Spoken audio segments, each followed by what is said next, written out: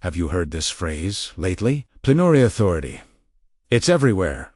On the news, in political speeches, even popping up on social media. It's thrown around with this heavy, almost intimidating tone, as if it means absolute, unlimited power. But what if I told you that the reality of plenary authority is far more complex, and frankly, more fragile than it sounds? Let's break down what this term really means, and why it's become such a buzzword. The term plenary authority is a legal phrase. It simply means full or complete authority, boutend.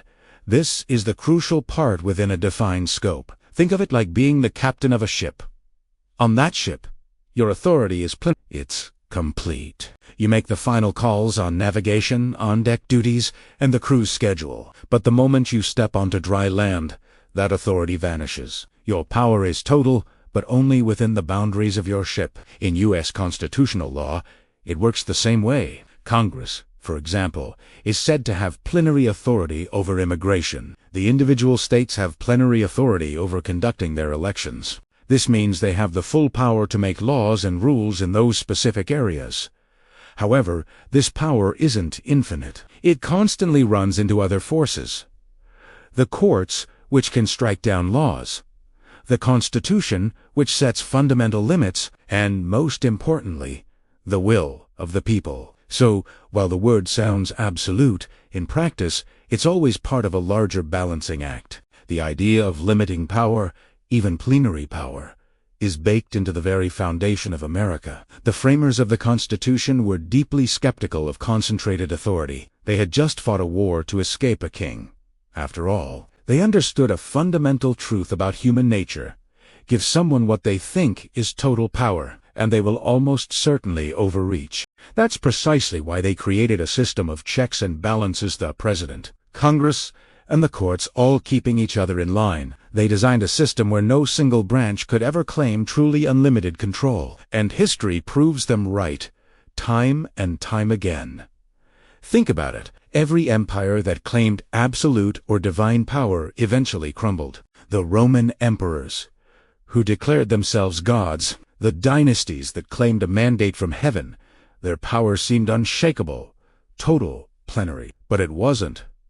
Their authority collapsed, not because it was weak, but because it became blind and disconnected from reality. When you believe your power is absolute, you stop listening, you stop adapting, and you stop seeing the cracks forming right beneath your feet. Reality always pushes back. So, why is this old legal term, plenary authority, suddenly trending now? I think it's because it taps into a deep, timeless anxiety we all share. The fear that someone, somewhere, is gaining too much power, and that our ability to control our own lives is slipping away. When we hear that phrase, it triggers a warning bell in our minds. We imagine a faceless entity making decisions without any checks or balances. But here's the great paradox of power, and it's something many leaders forget. Even when someone claims plenary authority, their actual control depends almost entirely on public perception and our collective willingness to go along with it. At its core, power is a social contract. It's an idea, an illusion that we all implicitly agree to believe in. Without our consent, either active or passive, that authority dissolves. This concept isn't just political.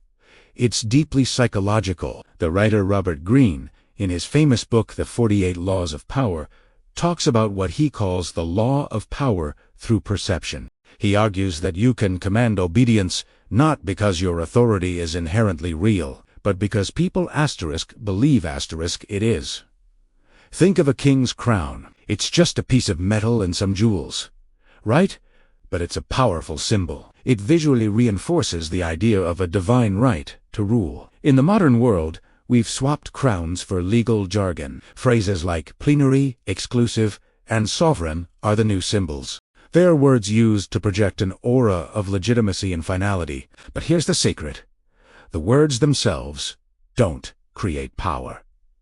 Our belief in those words does. When that belief starts to fade, the most powerful sounding authority can become surprisingly hollow. We often make the mistake of confusing the title with the actual force behind it. We see a presidential seal or a judge's gavel and assume the power is automatic and absolute. But plenary authority, like every other form of power, exists within strict limits, legal, moral, and psychological. A president can sign an executive order, but they can't command you to believe it's right. A court can interpret the law, but it can't shape your personal conscience. A government can enforce its borders, but it can't dictate what its citizens feel is just or unjust. This is why wielding power is such a constant performance. It requires non-stop persuasion, negotiation, and careful management of public perception. The moment a leader stops justifying their actions and starts taking their authority for granted is the moment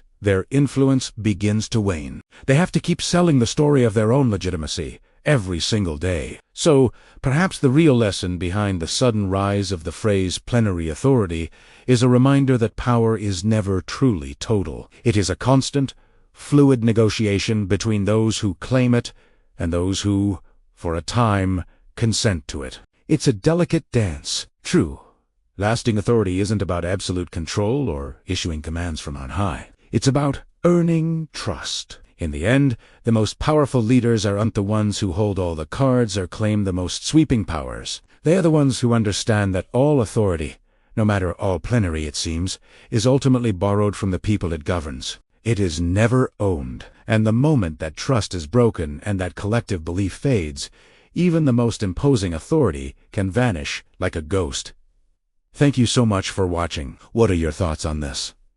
Have you been hearing this phrase a lot? Let me know in the comments below. And if you found this breakdown interesting, don't forget to like this video and subscribe for more deep dives into the ideas that shape our world. See you next time.